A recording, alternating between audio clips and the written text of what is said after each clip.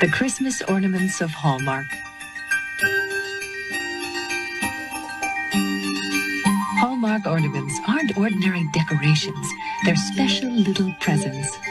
For your family, your friends, for yourself.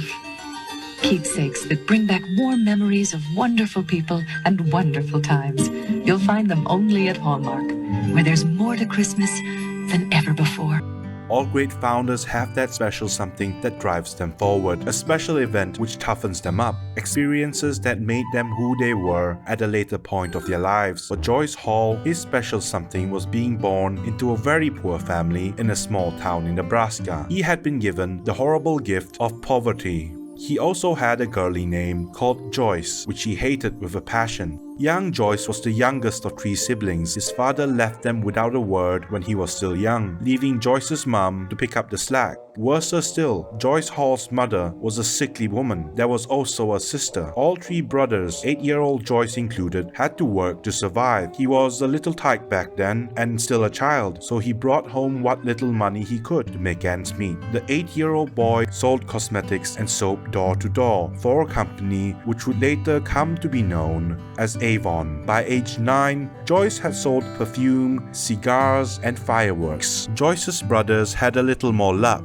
They started a bookstore to support the family. Joyce worked there after school. He had no choice. He once said, "All I was trying to do was make a living." In those days, if you didn't work, you didn't eat, and I liked to eat. Baked potato with butter was his favorite. When Joyce became 16 years old, a traveling salesman met the Hall brothers at their bookstore and convinced them selling postcards were a good idea. The brothers started the Norfolk Postcard Company. They did as best they could. Problem was, they lived in a small town. There wasn't enough business to go around. Joyce dropped out of high school, packed up his bags, and left for the big city. The 18-year-old Joyce Hall stepped off the train in Kansas City with 2 shoeboxes full of European postcards tucked under his arm. The teenager walked past the horse cab that was too expensive for him. He had little money to spare, so he went to his lodgings at the YMCA on foot. The dingy little room at the YMCA became his base of operations. He began selling his picture postcards right away. He peddled his wholesale postcards to drugstores, bookstores, and even gift shops on the top floor of the local YMCA where he was staying in. Joyce took advantage of Kansas City's railway connections to get to far-off towns so he could sell his postcards. He even started a mail order business for his postcards. Some clients paid him well. Others refused to pay him after they received their postcard stock. Business was rough. Eventually, the teenager managed to save up enough money to start his own little store with his brother in Kansas City. By then, the postcard craze had ended, and Joyce Hall was selling greeting cards and letters for Christmas and the holidays. World War I helped the business since families would mail greeting cards to the troops for the holidays. All good things come to an end. A fire broke out at Joyce Hall's greeting card offices. All his greeting card inventories went up in flames. The only thing left was their safe. What's worse was Christmas would arrive soon, the best time to sell their greeting cards, but now they had no greeting cards to sell. Now normally after a traumatic event, most people would think twice about doing the same thing again. Joyce Hall was not most people. He doubled down on his greeting card businesses, borrowing $17,000, putting himself in debt to buy an engraver's printing press to make their own greeting cards. Joyce's gamble, which had seemed bleak in the beginning, worked. It was a miracle, a Christmas miracle. The unique greeting card designs were a hit and sales boomed enough for Joyce to think about printing greeting cards for other holidays like Valentine's Day, which he did. 2 years later, the Hall brothers would change the world forever, this time with gift wrap. Back then, gifts were wrapped up in white, red, or green tissue, but the Hall brothers ran out of white, red, and green paper. The brothers were worried customers still needed a way to wrap up their presents nicely. This was when Rolly Hall noticed they still had some decorative papers from France, but French papers were decorative envelope lining, not wrapping paper. The brothers decided to sell those colorful French papers as gift wrap anyway. They sold colored paper for 10 cents a sheet. The gift wrap flew off the shelves quickly. Customers began choosing to wrap their presents in Hallmark gift wrap instead of the traditional white, red, and green paper. Over the years, the Hall brothers would continue to expand their profitable gift wrap business. Today, Hallmark is credited with founding the modern gift wrap industry.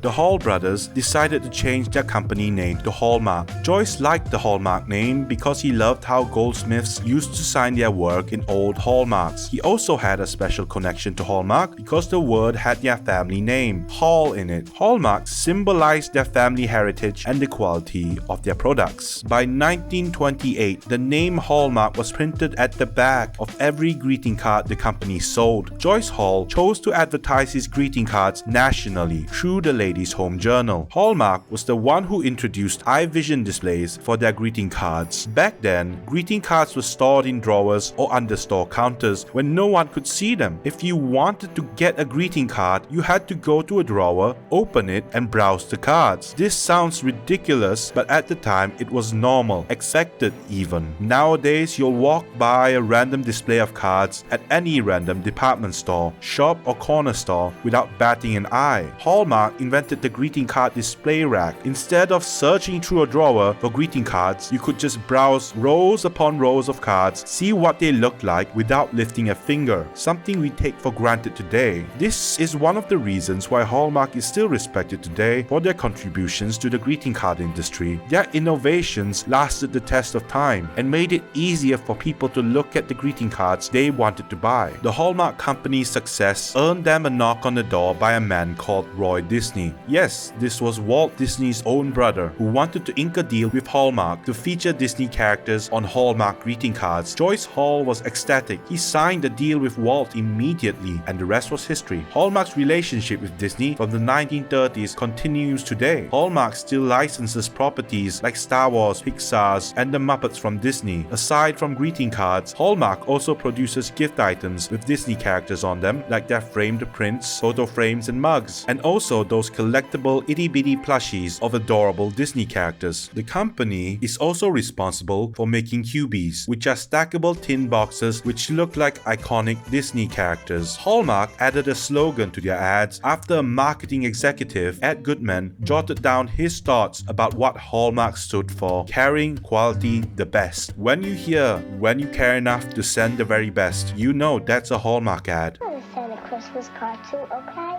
Okay. This Christmas, the people you love would love to hear from you. Don't forget them. Give Hallmark Christmas cards when you care enough to send the very best. Many know Hallmark for their Hallmark movies, cheesy, predictable, heartwarming, Emmy-winning Christmas movies that mothers choose to watch every single year. Hallmark had their start on television in 1951. Joyce Hall had decided to sponsor the first original opera created specifically for TV to thank all the people who bought Hallmark cards. Amal and the Night Visitors aired on Christmas Eve and became a smashing success. Hallmark cards. When you care enough to send the very best, presents the Hallmark Hall of Fame.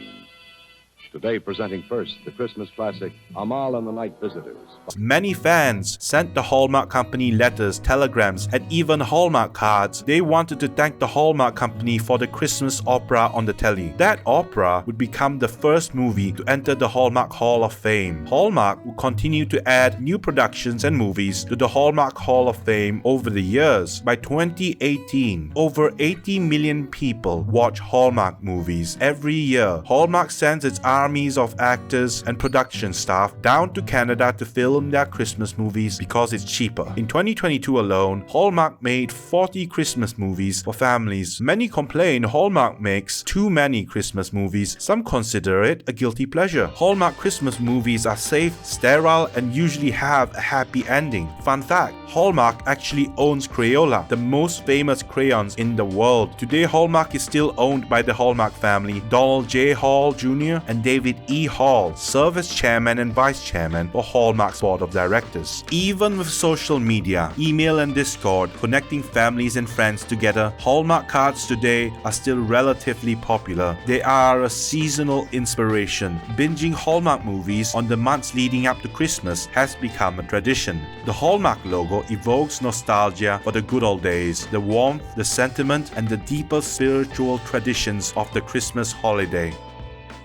Thank you for watching. Like and subscribe. Tigger knew just what he had to do. Leave it to me. It's Tigger to the rescue. It's a very good thing you're here, Tigger.